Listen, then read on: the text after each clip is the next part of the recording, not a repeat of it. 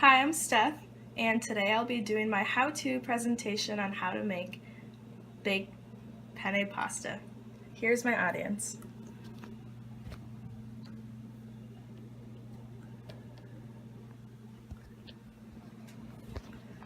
The days before swim meets were the best days ever. You may ask why. Well, I'll tell you why. Because we had carb ups. And what are carb ups? Well, they were actually the best days ever for swimmers. So essentially what they were is we'd all huddle up at someone's house, usually one of the swimmers' house, and all the moms would pretty much make these pasta dishes, and we would just be like scavengers throughout the night and just eat a lot of pasta and eat a lot of salad and bread and cookies and just kind of like fill up on all the pasta we can get and carbs the day before our swim meet. So, if you like Italian dishes and want something easy to make on a cold, chilly night like tonight, this may be the dish you'd want to make. Today, I would like to share and teach this Italian dish that I believe you would really enjoy making for any occasion and how to make it very delicious if you pay close attention. Alright, I'm going to start with introducing the ingredients we'll use today. So, we're going to start off with the basics. The penne pasta, I've cooked it already, so I'll show you it a little bit later. For this, you can actually use a variety of things. You can use rigatoni or ziti. Doesn't really matter, just short pasta would work the best. Also, if you want to use whole wheat or gluten-free, by all means. The texture doesn't vary much. We will use diced tomatoes, which you can blend and make your own homemade sauce, which is what I did.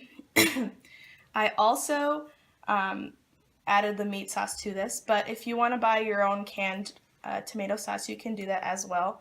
And you can buy any flavors. You can do roasted garlic, you can do tomato and basil, whatever you'd like. So this is what I used. Onion and garlic. These are used when you're browning the meat to add some flavor. We have 2 sets of cheese. The first is mozzarella and the second is Italian cheeses, and these are used throughout the dish. Ricotta cheese, and this is also used throughout the dish. And some olive oil, and this is also used. Something that would probably work best for this dish is a 9x13 casserole dish. This would probably make the layering much easier for you instead of a smaller dish that would kind of compile everything. Spoon for spooning everything. So we're going to start off with how to brown the meat. So the meat that we'll be using today is this ground beef.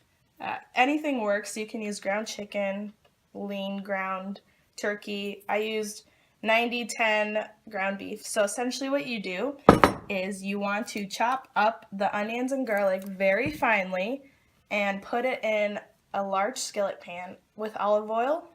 If you want to add salt and pepper, you can. And then saute it for about 5 minutes, put some salt and pepper in it, and make sure it's translucent and golden. Once you see that's the result, you will be able to set it aside and start browning the meat. Make sure that it's defrosted before so it's not actually frozen like this. And once it's brown, mix it all together. Set it aside because we'll be making the pasta sauce next.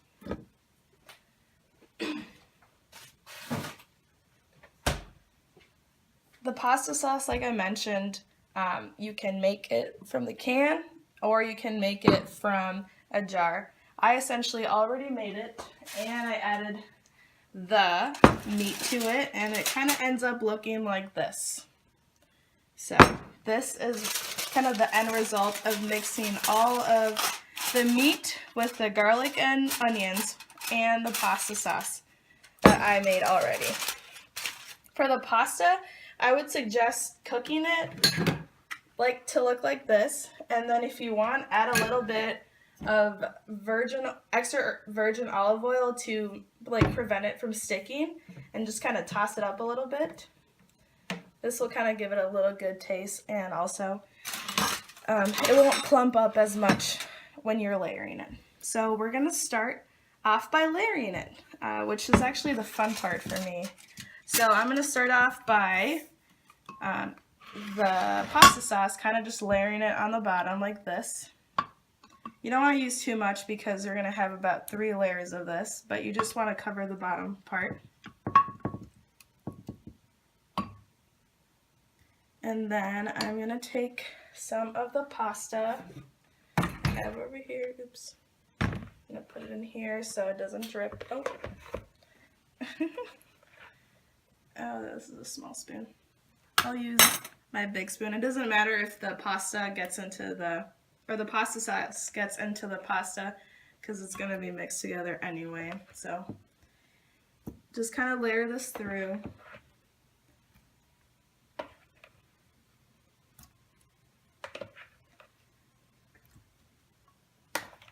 And kind of fill it up in the corners like this.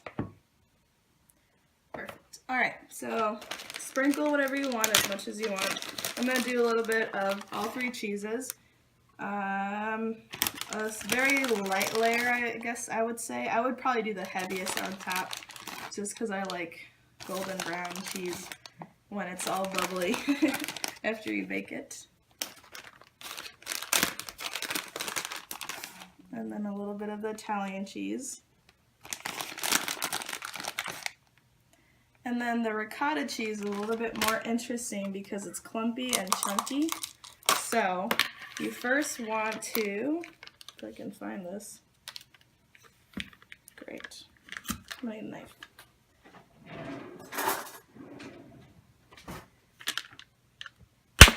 Ooh, that was loud. Okay, I would probably mix this, but you don't have to. Take a clean spoon. Hi, sorry for that commercial interruption. I had some technical difficulties, but here's my audience again.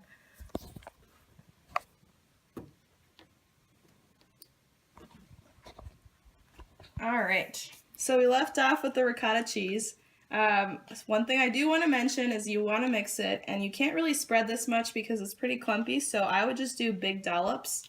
Looks like this. So just kind of like that. I'd do probably like 1, probably like 6 or 7 or so. And then once it's there, you can kind of smear it in, but yeah. Alright, so that is that. So we're going to start over with the layers, the meat layer.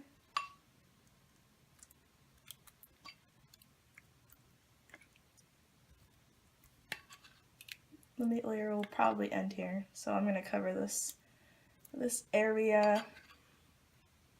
It smells really good, I can tell you that. I know you guys can't smell it, but I hope my audience can. Woo! Alright. Alright, that's that. And then the pasta, layer this on. We're going to finish the pasta here too.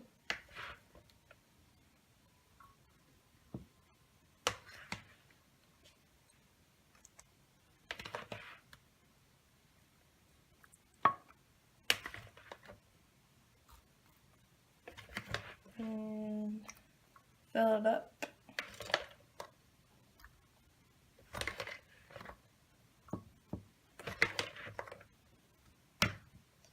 I made just enough, which is good. And you do want to cook the whole box of pasta, and that'll give you enough. Oops.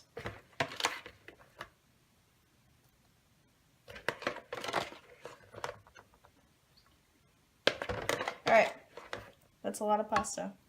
But there's a lot of people that eat this, so I'm just gonna put that away. And the cheese layers, we'll do the mozzarella first. I'll probably kind of finish this bag too.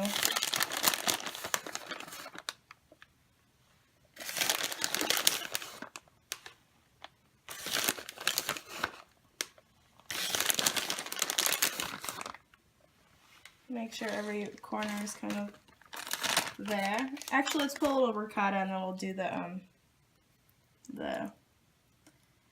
Italian after.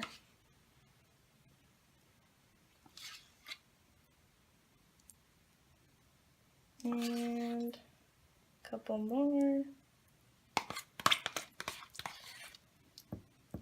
Cool. Finish off the Italian. It's very cheesy, so for all you that are lactose intolerant, I'm sorry.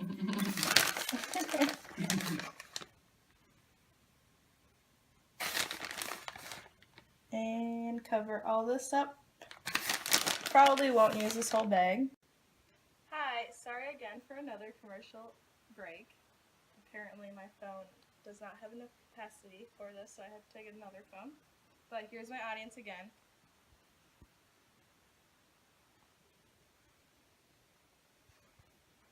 Alright, I left off with basically filling this up layer by layer. And essentially what you do from here is you can cover it, but I like to leave it open so it can kind of brown on top. Cook it or bake it for 20 minutes and let it cool for about 5, and then it's ready to serve. So I hope you all enjoy this and hope you try it at home. Thank you, and here's my audience.